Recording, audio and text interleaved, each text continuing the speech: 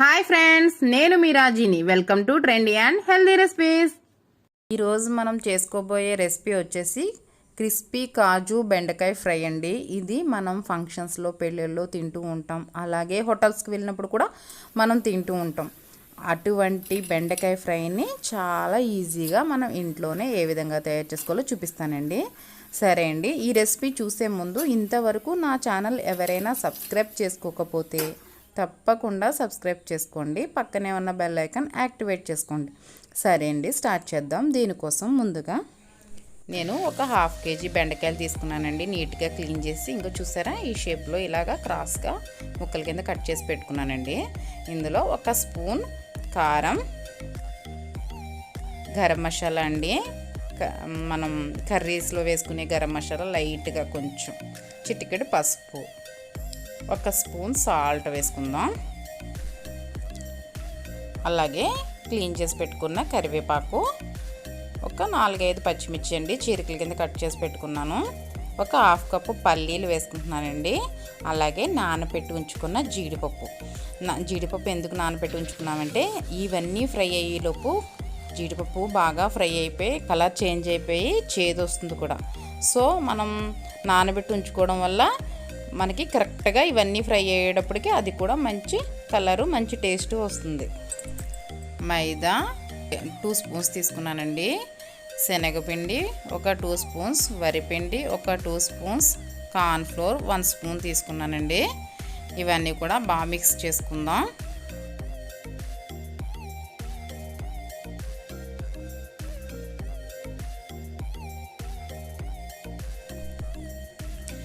బాగా మిక్స్ అయిపోయినాయి కదండి.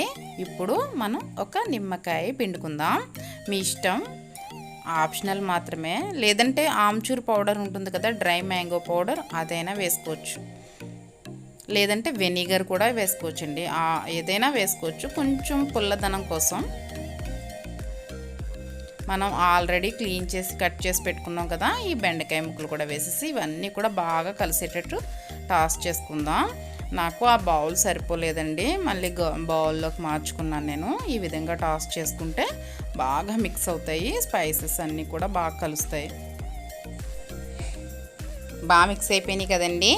ఇప్పుడు మనం కొద్దిగా ఈ బౌల్లోకి తీసుకుందాం. మనం ఒక వాయికి ఎంతైతే సరిపోతాయో అన్ని ముక్కలు తీసుకుని దాని మీద కొంచెం వాటర్ స్ప్రింకిల్ చేసుకుని కలుపుకుని మనం ఆయిల్లో వేసేసుకోవాలి. ఎక్కువగా చేసుకునేటప్పుడు ఈ విధంగా చేసుకోండి. అంతా కూడా ఒక్కసారి వాటర్ వేసి కలపొద్దు. అలా కలిపితే జిగురు వచ్చేస్తాయి, అన్నీ అంటుకుపోతాయి, పొడి పొడిలాడుతూ రావు. ఇలాగా వేరే బౌల్లోకి కొంచెం కొంచెం తీసుకుని ఒక వాయి మట్టికి సరిపడా కలుపుకొని ఎప్పటికప్పుడు ఫ్రై చేసుకోండి. మనం ఇంట్లో చేసుకునే దానికైతే కలిపేసుకోవచ్చు, ఏం కాదు. మనం ఎక్కువగానే కొంచెం ఎక్కువ మంది భోజనాలకు అది వస్తున్నారు, మనం ఎక్కువగా వంటలు చేస్తున్నాం అనుకున్నప్పుడు మాత్రమే ఇలా విడివిడిగా కలుపుకోండి. ఈ వాయి అయిపోయిన తర్వాత మళ్ళీ ఇంకొక వాయికి సరిపడా ఇంకొంచెం మళ్ళీ తీసుకుని మళ్ళీ కొంచెం వాటర్ యాడ్ చేసుకుని మళ్ళీ ఇలా కలుపుకుని వేసేసుకోవాలి. అప్పటికప్పుడు మొత్తం అంతా ఒక్కసారి వాటర్ యాడ్ చేసేస్తే జిగురు వచ్చేసినట్టుగా, ముక్కలన్నీ అతుక్కుపోయినట్టుగా ఉండల కింద వస్తుంది, బాగోదు. మనం పెద్ద ఫ్లేమ్ పెట్టుకుని ఇది ఫ్రై చేసేసుకోవచ్చు, ఏం కాదు. బెండకాయ కాబట్టి తొందరగానే ఫ్రై అయిపోతుంది. చిన్న ఫ్లేమ్ పెట్టి ఫ్రై చేస్తే ఆయిల్ అబ్జర్వ్ చేసేస్తుంది ఈ ఫ్రై అంతా. అస్సలు ఆయిల్ అబ్జర్వ్ చేయకుండా ఉండాలంటే మనం ఫ్లేమ్ పెద్దగానే పెట్టుకోవాలి. దీనికి ఫ్రై అయిపోయినాయండి, తీసేసుకుందాము. చూసారా, దీన్ని బెండకాయ పకోడీ అంటారు, బెండకాయ 65 అంటారు, రకరకాలుగా పిలుస్తారు. మనం ఫంక్షన్స్లో తింటాం, హోటల్స్లో తింటాం. చాలా టేస్ట్గా ఉంటుంది. ఇంట్లోనే చాలా ఈజీగా ఏ విధంగా తయారు చేసుకోవాలో చూపించాను కదండి. ఇవి ఎంత క్రిస్పీగా ఉన్నాయో మీరే చూడండి ఒకసారి.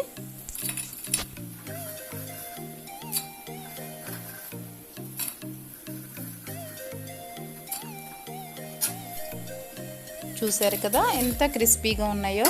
ఇది పప్పు టమాటాలోకి కాంబినేషన్గా, రసం, సాంబార్, దేనిలోకైనా సరే మంచి కాంబినేషన్ అండి.